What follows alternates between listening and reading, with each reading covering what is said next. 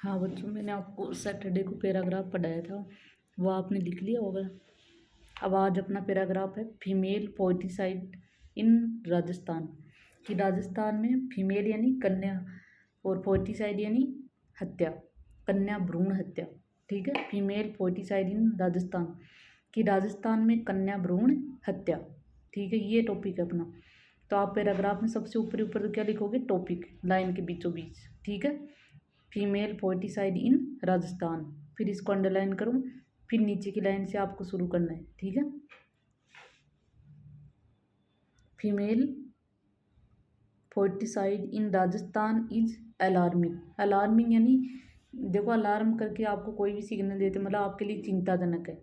यानी राजस्थान में कन्या भ्रूण हत्या है वो कैसी है, स्थिति चिंताजनक। न्यूज़पेपर रिपोर्ट्स यानी समाचार पत्र की रिपोर्ट, हाईलाइट इट यानी इसे प्रकाश में लाती है, डे आफ्टर डे यानी दिन प्रतिदिन, दिनों दिन।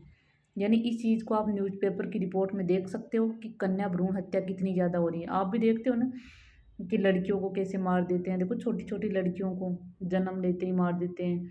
ठीक है, तो ये आप समाचार में न्यूज़पेपर में डेली आती रहती है न्यूज़ ऐसी। तो राजस्थान में इसकी स्थिति कन्या भ्रूण हत्या की बड़ी चिंताजनक है। तो समाचार पत्र रिपोर्ट इसे दिन प्रतिदिन प्रकाश में लाती है। द डिफरिंग मेल फीमेल, ये डिफरिंग यानी क्या होता है, यानी अनुपात। The differing male female ratio of the census 2011 यानी पूर्व की जनगणनाओं का अनुपात, यानी मेल और फीमेल के जो अनुपात है।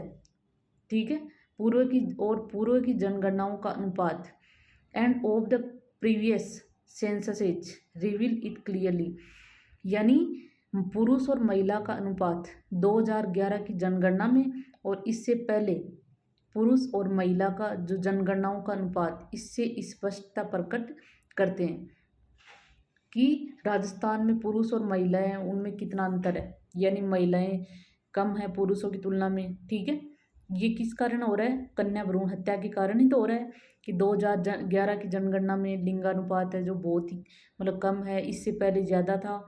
तो इस सब से पता चलता है कि राजस्थान में कन्या भ्रूण हत्या की स्थिति कितनी चिंताजनक है। और डेली जो समाचार पत्र है उसमें भी आती रहती है ऐसी न्यूज।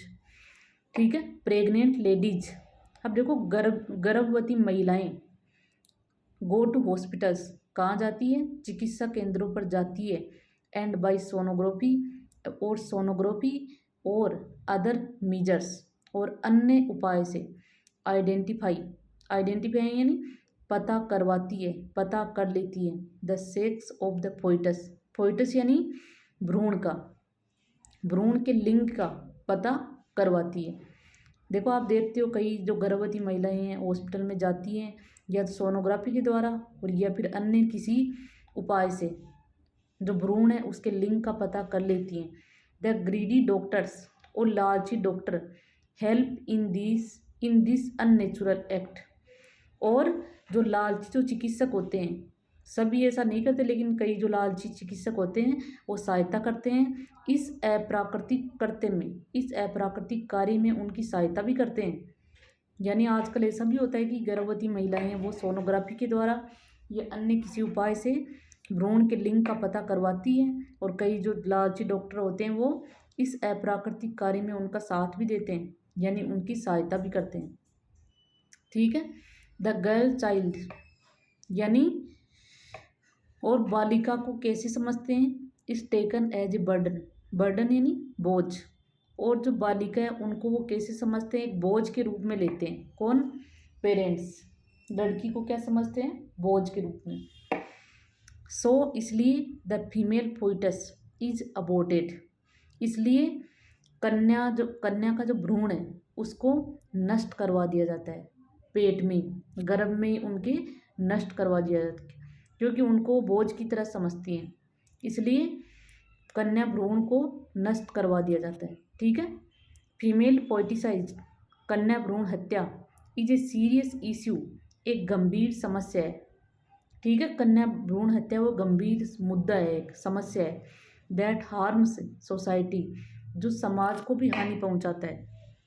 इससे समाज को भी हानि पहुंचती है, क्योंकि एक को देखकर दूसरे को भी ऐसे सब ऐसे करवाने लग जाते हैं ना, तो इससे समाज में भी गलत संदेश फैलता है, समाज को भी हानि पहुंचती है, क्योंकि इससे लिंगानुपात भी कम होता है। फिर लड़का लड़की में जैसे भेद भी शुरू हो जाता है, और लिंगानुपात कम हो जाता है तो लड़कियां कम रहती है, लड़की ज़्यादा, तो इससे समाज को भी हानि पहुंचती है। एंड डिस्टर्ब्स जेंडर बैलेंस, और बैलेंस यानी संतुलन, डिस्टर्ब्स बिगाड़ता है, यानी जो लैंगिक संतुलन है उसको भी बिगाड़ता है। क्या? जो कन्या भ्रूण हत्या है वो। स्ट्रिक्ट लॉज यानी सख्त कानून एंड अवेयरनेस और जागरूकता आर नीडेड, उसकी आवश्यकता है। टू स्टॉप, इसे रोकने के लिए। दिस प्रैक्टिस, यानी इस प्रथा को रोकने के लिए। एंड एंश्योर इक्वल राइट्स, और समान अधिकार सुनिश्चित करने के लिए लड़कियों के लिए। इस प्रथा को रोकने और लड़कियों के लिए समान अधिकार सुनिश्चित करने के लिए सख्त कानून और जागरूकता की आवश्यकता है, तभी कन्या भ्रूण हत्या राजस्थान में कन्या भ्रूण हत्या वो खत्म हो सकती है। इसके लिए देखो बहुत सख्त कानून की आवश्यकता है, या और जागरूकता भी, तभी ये खत्म हो सकती है, नहीं तो ये ऐसे ही कन्या भ्रूण हत्या होती रहेगी और लड़कियों की संख्या है वो कम होती रहेगी। ठीक है, जिससे लिंगानुपात भी कम होगा फिर, क्योंकि पहले इसकी स्थिति सही थी। 2011 की जनगणना से पहले पुरुष महिला का अनुपात सही था, लेकिन 2011 की जनगणना के बाद इसकी स्थिति चिंताजनक है। और इसका कारण क्या है? कन्या भ्रूण हत्या। तो इसके लिए सख्त कानून बनाने की आवश्यकता है, इस प्रथा को रोकने के लिए सख्त कानून और जागरूकता की आवश्यकता है। तो ये हो गया आपका एक और paragraph, female foeticide in Rajasthan, and Rajasthan में कन्या भ्रूण हत्या। अब अगला अपना पैराग्राफ कौन सा है? मॉर्निंग वॉक, यानी सुबह की सैर, सुबह का घूमना या सुबह की सैर। ये आया भी था शायद, पिछली साल आया था या उससे पिछली साल आया था ये लेटर। ठीक है, तो इसको आप टॉपिक को लाइन के बीचों बीच लिखोगे, फिर आपको शुरू करना है, इसको अंडरलाइन करना है, मॉर्निंग वॉक, फिर लिखना है नीचे की लाइन से कि सुबह की सैर। देखो ए मॉर्निंग वॉक, अब देखो सुबह की सैर के बहुत सारे फायदे हैं। ठीक है, जैसे सुबह की सैर, सुबह अगर आप घूमते हो, दिन की शुरुआत करने का एक बहुत ही अच्छा तरीका है। ये आपके शरीर के लिए भी अच्छा है, आपके मन के लिए भी अच्छा है। ठीक है, सूरज उगने से पहले पहले जैसे आप चहचहाते हुए पक्षियों को देखते हो, पत्तों का जो संगीत है उसको सुनते हो, तो आपका मन है वो तरोताज़ा हो जाता है, आपका शरीर और मन। और जो सुबह की ताज़ी हवा है वो भी फेफड़ों के लिए अच्छी रहती है, जिससे आपका शरीर भी स्वस्थ रहता है, चाहे आप टहलते हो चाहे सड़क पर चलते हो। ठीक है, तो इससे प्रकृति से जुड़ने का भी अवसर मिलता है आपको, और इससे आपका शारीरिक स्वास्थ्य भी बढ़ता है, बल्कि आपकी मन की जो मन है उसकी दशा भी बेहतर होती है, और दिन की आपकी अच्छी शुरुआत होती है, और ये मन को तरोताज़ा करती है और आपके शरीर को जो एक्टिव बना देती है। कौन? Morning walk. ठीक है, तो इसको कैसे लिखना है? तो ऊपर ऊपर टॉपिक लिख दिया मॉर्निंग वॉक, फिर इसको अंडरलाइन करना है, फिर आपको लिखना है a morning walk is a refreshing way to start the day, यानी सुबह की जो सैर है दिन की शुरुआत करने का एक ताजगी भरा तरीका है। रिफ्रेशिंग यानी ताजगी से भरा हुआ तरीका है दिन की शुरुआत करने का। इनविगोरेटिंग बोथ बॉडी एंड माइंड, और जो शरीर और मन दोनों को सक्रिय बनाता है। ठीक है, अब देखो एज द सन राइजेज, जैसे जैसे सूरज उगता है, द वर्ल्ड अवाकन्स, तो संसार जाग उठता है, with A symphony of chirping birds, यानी चहचहाते पक्षियों, एंड रसलिंग लीव्स, और सरसराते पत्तों के संगीत के साथ दुनिया है वो जाग उठती है। द क्रिस्प मॉर्निंग एयर, यानी ताज़ा सुबह की जो हवा है, फील्स द लंग्स, यानी हमारे फेफड़ों को भी भरती है ताज़ा सुबह की हवा। Promoting a sense of well being, तो जिससे क्या बढ़ता है, किसमें वृद्धि होती है, यानी आपके शरीर में को स्वस्थ रखने में एंड क्लैरिटी और स्पष्टता के भाव में, यानी जो ताज़ा सुबह की हवा है आपके फेफड़ों को भरती है, जिससे स्वस्थता और स्पष्टता का भाव है वो भी बढ़ता है। ठीक है। Whether strolling through a park or along a quiet street, कि चाहे पार्क में टहलना हो या शांत सड़क पर चलना, दिस पीसफुल, यह शांत समय, अलोज फॉर रिफ्लेक्शन, किसको अनुमति देता है, किसका अवसर प्रदान करता है, आत्मचिंतन के लिए अवसर प्रदान करता है, एंड कनेक्शन विथ नेचर। अब देखो, चाहे आप पार्क में टहल रहे हो, चाहे आप सड़क पर चल रहे हो, तो यह जो शांत समय होता है, इससे आप आत्मचिंतन यानी खुद आप चिंतन करो, इसमें वृद्धि करता है एंड प्रकृति के साथ जुड़ने का आपको मौका भी प्रदान करता है। यानी इसके बहुत सारे फायदे हैं मॉर्निंग वॉक के। ठीक है।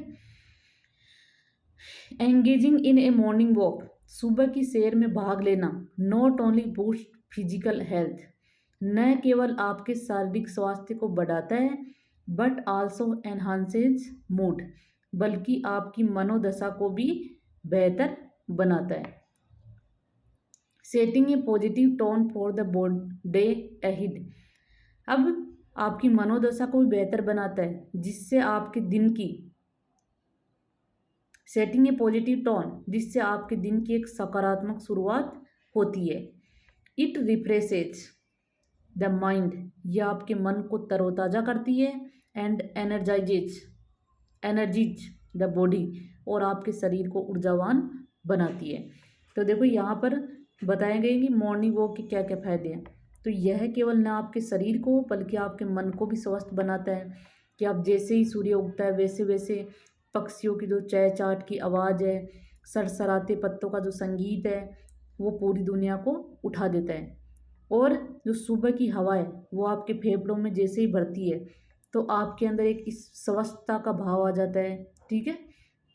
और चाहे आप सड़क पर चल रहे हो या फिर पार्क में टहल रहे हो, ये जो पीसफुल समय ये आपको प्रकृति के साथ जोड़ता है, और इससे आप आत्मचिंतन का भी अवसर मिलता है। अब देखो, मॉर्निंग वॉक में भाग लेना न केवल आपके शारीरिक स्वास्थ्य के लिए अच्छा है बल्कि आपके दिमाग को, आपके मन को भी बेहतर बनाता है। अब जिससे आपके पूरा दिन आपका उसकी अच्छी सकारात्मक शुरुआत होती है।